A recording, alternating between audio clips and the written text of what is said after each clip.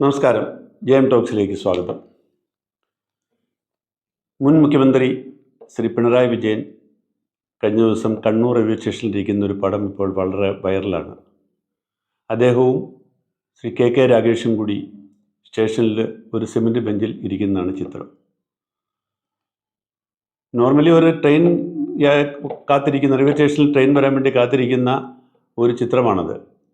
പക്ഷേ എന്തുകൊണ്ടാണ് അത് ഇത്ര വലിയ താല്പര്യം ആളുകൾ ഉണർത്തിയെന്ന് ചോദിച്ചാൽ അത് മുൻ മുഖ്യമന്ത്രി പിണറായി വിജയൻ്റെ പടമാണ് എന്നുള്ളതുകൊണ്ടാണ്. നമ്മൾ പിണറായി വിജയനെ ഇങ്ങനെ കണ്ടിട്ടില്ല അടുത്ത കാലത്തൊന്നും. ഒരു സ്റ്റേഷനിലായിക്കോട്ടെ എവിടെയെങ്കിലും ആയിക്കോട്ടെ ഒരു കസേരയിൽ ഇങ്ങനെ ഒറ്റയ്ക്ക് വെറുതെ ഇരിക്കുന്നതായിട്ട് നമ്മൾ ഈ അടുത്ത കാലത്ത് കണ്ടിട്ടില്ല. ഒറ്റ തവണയെ കണ്ടിട്ടുള്ളൂ. അത് ന്യൂയോർക്കിൽ മൻഹാട്ടനിൽ ഒരു സമ്മേളനത്തിന് അദ്ദേഹം പോയപ്പോൾ, സമ്മേളനം തുടങ്ങാൻ വൈകിയപ്പോൾ ഒരു കസേരയിൽ അദ്ദേഹം ഇങ്ങനെ മാറി ഒറ്റയ്ക്ക് ഇരിക്കുന്നൊരു പടം. അത് പിന്നെ ന്യൂയോർക്കാണ്, മൻഹാട്ടനാണ്. അവിടെ പിണറായി വിജയൻ എന്ന് പറഞ്ഞാൽ കേരളത്തിലെയോ ഇന്ത്യയിലെയോ പരിഗണന കിട്ടുന്ന സ്ഥലമല്ല.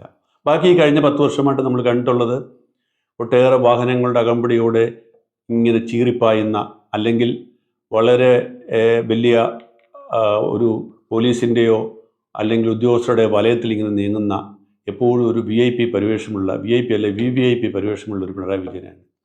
അങ്ങനെയെല്ലാമുള്ള പിണറായി വിജയൻ റെയിൽവേ സ്റ്റേഷനിൽ ഒരു സിമൻറ്റ് ബെഞ്ചിൽ ഒറ്റയ്ക്കിരിക്കുന്നത് തീർച്ചയായിട്ടും കൗതുകരമായ ഒരു പടമാണ്. ഇപ്പോൾ ശ്രീ പിണറായി വിജയൻ മുൻ മുഖ്യമന്ത്രി എന്നുള്ള നിലയിലുള്ള പദവി അദ്ദേഹത്തിനുണ്ട്. മാത്രമല്ല അദ്ദേഹം പ്രതിപക്ഷ നേതാവ് എന്നുള്ള നിലയിൽ ക്യാബിനറ്റ് റാങ്കുള്ള വ്യക്തിയുമാണ്. അദ്ദേഹത്തിന് അവിടെ VIP വെയിറ്റിംഗ് റൂമൊക്കെ കിട്ടും. പക്ഷേ ട്രെയിൻ പുറപ്പെടുന്ന സമയത്ത് അദ്ദേഹത്തിന് വെയിറ്റിംഗ് റൂമിൽ നിന്ന് പുറത്ത് വരികയും സ്റ്റേഷനടുത്തിരിക്കുകയും നിൽക്കുകയും വേണം.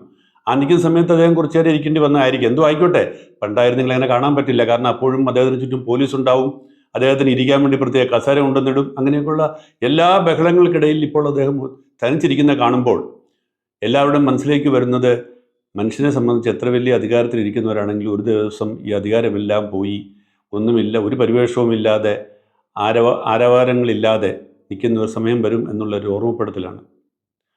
സത്യത്തിൽ പിണറായി വിജയനെ ഇങ്ങനെ ഒരവസ്ഥ ഉണ്ടാക്കാനുള്ള കാരണം അദ്ദേഹത്തിൻ്റെ ഉപദേശകർ തന്നെ ആയിരിക്കണം. കാരണം പിണറായി വിജയൻ മാത്രമല്ല, ഉമ്മൻചാണ്ടി ആയിക്കോട്ടെ, പിന്നെ AK ആന്റണി ആയിക്കോട്ടെ, അല്ലെങ്കിൽ അതിനു മുമ്പ് മുഖ്യമന്ത്രി ആയിട്ടുള്ള കരുണാകരൻ ആയിക്കോട്ടെ, EMS ആയിക്കോട്ടെ, നായനാരായിക്കോട്ടെ, ആരാണെങ്കിലും അവർക്കെല്ലാം മുഖ്യമന്ത്രി സ്ഥാനം പോയി കഴിഞ്ഞ് ഇങ്ങനെയൊക്കെ സ്റ്റേഷനിൽ വന്നിരിക്കേണ്ടി വന്നിട്ടുണ്ടാകും. പക്ഷേ അവർ പിണറായി വിജയനിൽ നിന്നും വ്യത്യസ്തനാകുന്നു. കാരണം അവരൊക്കെ അവരുടെ മുഖ്യമന്ത്രി പദങ്ങളിൽ ഇരുന്നപ്പോൾ അതിനെ അങ്ങനെ അഭിരമിച്ചിട്ടുള്ള ആളല്ല. പ്രത്യേകിച്ച് ഉമ്മൻചാണ്ടിയെക്കുറിച്ചും നായനാരെക്കുറിച്ചും ആന്റണിയെക്കുറിച്ചും നമുക്കറിയാം.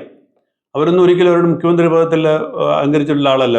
ഈ മുഖ്യമന്ത്രി സ്ഥാനം പോയ ശേഷം PK വാസുദേവൻ നായർ, അദ്ദേഹം കുറച്ചു കാലം 1 വർഷം ഉണ്ടായിരുന്നുള്ളെങ്കിൽ പോലും മുഖ്യമന്ത്രി ആയതിനു ശേഷം പോയ ശേഷം അദ്ദേഹം സ്ഥിരമായിട്ട് ബസ്സിലാണ് ഇവിടുന്ന് പെരുമ്പാവൂർക്കൊക്കെ യാത്ര ചെയ്തുകൊണ്ടിരുന്നത്. ഉമ്മൻചാണ്ടി മുഖ്യമന്ത്രി ആകുന്നതിന് മുമ്പും അതിന് ശേഷവും ട്രെയിനിൻ്റെ 2ാം ക്ലാസ് കമ്പാർട്ട്മെൻറ്റിലും 3ാം ക്ലാസ് കമ്പാർട്ട്മെൻറ്റിലും ഒക്കെ യാത്ര ചെയ്യുന്നതായിട്ട് നമ്മൾ കേട്ടിട്ടുണ്ട്. അച്യുത മേനോൻ അദ്ദേഹം മുഖ്യമന്ത്രി സ്ഥാനം പോയ ശേഷം ഒരിക്കൽ ട്രെയിനിൽ 3rd ക്ലാസ് കമ്പാർട്ട്മെൻറ്റിൽ ഇരിക്കാൻ സീറ്റില്ലാതെ അദ്ദേഹം പത്രം വിരിച്ച് തറയിലിരുന്ന കഥ കേട്ടിട്ടുണ്ട്. അപ്പോൾ അധികാരസ്ഥാനം പോയാൽ അതിനോട് പൊരുത്തപ്പെടാൻ ഒരാൾക്ക് കഴിയുക എന്ന് പറയുന്നത് പലർക്കും അത്ര എളുപ്പമുള്ള കാര്യമായിരിക്കില്ല. പക്ഷെ അങ്ങനൊരു ദിനം വരും എന്നുള്ളതാണ് എല്ലാവരെയും ഓർമ്മിപ്പിക്കേണ്ട ഒരു കാര്യം. പിണറായി വിജയനെ സംബന്ധിച്ച് എനിക്ക് തോന്നുന്നു അദ്ദേഹത്തെ ആളുകൾ ഉപദേശിച്ച് വഷളാക്കിയതാണ്. അദ്ദേഹത്തിന് ഈ അകമ്പടി 30 കാറുകളുടെയും 40 കാറുകളുടെയൊക്കെ അകമ്പടി കൊടുക്കുമ്പം ഈ പോലീസുകാർ പറഞ്ഞിരുന്നത്, അങ്ങേക്ക് വലിയ ഭീഷണിയുണ്ട്, സുരക്ഷാ ഭീഷണിയുണ്ട്, അതുകൊണ്ട് ഞങ്ങൾക്ക് ചെയ്യാതിരിക്കാൻ പറ്റില്ല എന്ന് പറയുന്നത്. അങ്ങനെയാണ് പാർട്ടി വിശദീകരിച്ചിരുന്നത്. അദ്ദേഹത്തിന് വലിയ സുരക്ഷാ ഭീഷണിയുണ്ട്. പക്ഷേ സുരക്ഷാ ഭീഷണി ഉണ്ട് എന്നുള്ള കാരണം പറഞ്ഞ് ഉണ്ടാക്കുന്ന സെക്യൂരിറ്റിക്ക് ഒരു പരിമിതി ഉണ്ടല്ലോ. അത് മാത്രമല്ല, എല്ലാ മുഖ്യമന്ത്രിമാർക്കും ഒരു കാലത്ത് അല്ലെങ്കിൽ മറ്റൊരു കാലത്ത് സുരക്ഷാ ഭീഷണി ഉണ്ടായിട്ടുണ്ട്. AK ആന്റണിക്ക് അദ്ദേഹത്തിൻ്റെ ആ വയനാട്ടിലെ വെടിവെപ്പിന് ശേഷം അദ്ദേഹത്തിന് സുരക്ഷാ ഭീഷണി ഇല്ലായിരുന്നോ?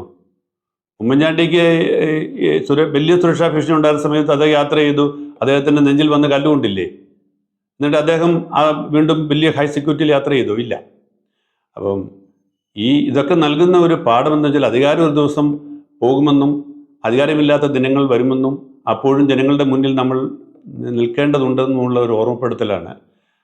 പിണറായി വിജയനെ സംബന്ധിച്ച് അദ്ദേഹം അവിടെ ഇരിക്കുന്ന അവസ്ഥയിൽ മുഖ്യമന്ത്രി സ്ഥാനം പോയി എന്നുള്ളത് മാത്രമല്ല, ഒരു മനുഷ്യരും അദ്ദേഹത്തിൻ്റെ അടുത്തേക്ക് വരുന്നില്ല. കാരണം അദ്ദേഹം എപ്പോഴും ആളുകളെ അകറ്റി നിർത്തിക്കൊണ്ടിരുന്ന നേതാവാണ്. ഉമ്മൻചാണ്ടി ആണെങ്കിലും മുഖ്യമന്ത്രി ആണെങ്കിലും വെറും MLA ആണെങ്കിലും എല്ലാം അദ്ദേഹത്തിന് ചുറ്റും എപ്പോഴും ആളിങ്ങനെ വലയം ചെയ്ത് നിൽക്കും. അതിൽ അദ്ദേഹത്തിന് ഇഷ്ടവുമാണ്. പക്ഷേ പിണറായി വിജയൻ അങ്ങനെ ചുറ്റും ആൾ വന്ന് നിൽക്കുന്ന ഇഷ്ടമല്ലെന്ന് നമുക്കറിയാം. ആളുകൾ തന്നെ കൂടി നിൽക്കുന്ന നമ്മൾ ഒരിക്കലും കണ്ടിട്ടില്ല. പക്ഷേ എപ്പോഴും പോലീസ് ഉണ്ടായിരുന്നു ചുറ്റും, അല്ലെങ്കിൽ ഉദ്യോഗസ്ഥന്മാരുണ്ടായിരുന്നു. ഇപ്പം ഉദ്യോഗസ്ഥന്മാർ വന്ന് നിൽക്കാനില്ല, പോലീസ് തന്നെ ഇപ്പോൾ പഴയതുപോലെ സെക്യൂരിറ്റി ഇല്ല, ഉള്ളവർ തന്നെ ഇച്ചിരി അകന്നാണ് നിൽക്കുന്നത്. അപ്പോൾ അദ്ദേഹത്തിന് അവിടെ ചുറ്റും നിൽക്കാൻ ആളില്ല. അദ്ദേഹത്തിനടുത്തേക്ക് ചെല്ലുന്നത് അദ്ദേഹത്തിന് ഇഷ്ടമല്ല എന്ന് മറ്റുള്ളവർക്കറിയാം. അപ്പോൾ അതുകൊണ്ട് ഇതൊക്കെ ഓരോരുത്തരുടെ സ്വഭാവത്തിലും ഓരോരുത്തരുടെ സമീപനത്തിലും ഓരോരുത്തരുടെ സ്വയംഭാവത്തിലും ഒക്കെ വരുന്ന പ്രശ്നങ്ങളാണ്. അപ്പം പിണറായി വിജയൻ ഇപ്പോൾ തിരിച്ചറിയുന്നത് അദ്ദേഹം അധികാരത്തിൻ്റെ ആ ഒരു പകിട്ടും അധികാരത്തിൻ്റെ ആ ഒരു ശബളിമയൊക്കെ മാറിക്കഴിയുമ്പോൾ ചുറ്റും ജനങ്ങൾ നിൽക്കണമെങ്കിൽ അധികാരമുള്ള സമയത്ത് എത്രമാത്രം ജനങ്ങളെ ചേർത്ത് നിർത്തുന്നുള്ളതാണ്. അദ്ദേഹത്തിന് ആരാധകരില്ലെന്നോ അദ്ദേഹത്തിൻ്റെ പിന്തുണയ്ക്കുന്നവരില്ലെന്നോ ഒന്നല്ല. പക്ഷേ ഒരു അധികാരം നഷ്ടപ്പെട്ട് കഴിഞ്ഞപ്പോഴത്തേക്ക് അദ്ദേഹത്തെ എത്രമാത്രം ആളുകൾ തള്ളിക്കളഞ്ഞു എന്നുള്ളത് ഒരു ഉദാഹരണമാണ് ഇപ്പോൾ നാം കാണുന്നത്. എല്ലാ ജില്ലാ കമ്മിറ്റികളിലും അദ്ദേഹത്തിനെതിരെ വിമർശനം ഉയരുന്നു, പ്രമേയം പാസ്സാവുന്നു. അദ്ദേഹത്തെ എന്തുകൊണ്ട് പ്രതിപക്ഷ നേതാവ് സ്ഥാനത്ത് 10 വർഷം മുഖ്യമന്ത്രിയായിരുന്ന ഒരാൾ എന്തിന് പ്രതിപക്ഷ നേതൃസ്ഥാനത്തേക്ക് അദ്ദേഹത്തെ തിരഞ്ഞെടുത്തു എന്ന് പാർട്ടിക്കാർ തന്നെ ചോദിക്കുന്നൊരവസ്ഥയിലേക്ക് അദ്ദേഹം എത്തിയിരിക്കുന്നു. അപ്പോൾ ഇതൊക്കെ നമ്മൾ അധികാരത്തിൻ്റെ കസേരയിൽ ഇരിക്കുമ്പോൾ നമ്മളിതൊന്നും അറിയില്ല. ഒരു ദിവസം ആ കസേരയിൽ നമ്മൾ ഇറങ്ങിപ്പോകണമെന്നുള്ള വിവരം പലപ്പോഴും നമ്മൾ ഓർക്കാറില്ല. ഇപ്പോൾ ഭരണത്തിലിരിക്കുന്നവർക്കും ഇപ്പോൾ അധികാര കസേരയിൽ കയറിയിരിക്കുന്നവർക്കും ഇത് ഒരു ചൂണ്ടുപലകയാണ്, ഓർമ്മയാണ്. അവരും ജനങ്ങളോട് അടുത്ത് നിന്നില്ലെങ്കിൽ, ജനങ്ങളുടെ സ്നേഹം സമ്പാദിച്ചില്ലെങ്കിൽ, ജനങ്ങളുടെ പ്രശ്നങ്ങളോടൊപ്പം സുമനസ്സോടെ നിന്നില്ലെങ്കിൽ, ജനങ്ങൾക്ക് മുന്നിൽ വഴി തുറന്നിട്ടില്ലെങ്കിൽ, സെക്രട്ടേറിയറ്റിൽ നമുക്കറിയാം കുറച്ചു കാലമായിട്ട് എന്തായിരുന്നു അവസ്ഥയെന്ന്. ആളുകൾക്ക് കയറാൻ പോലും വയ്യാത്ത അവസ്ഥയായിരുന്നു. പത്തലേവർക്ക് പോലും അവിടെ കയറണമെങ്കിൽ കാത്തുകെട്ടി കിടക്കണം.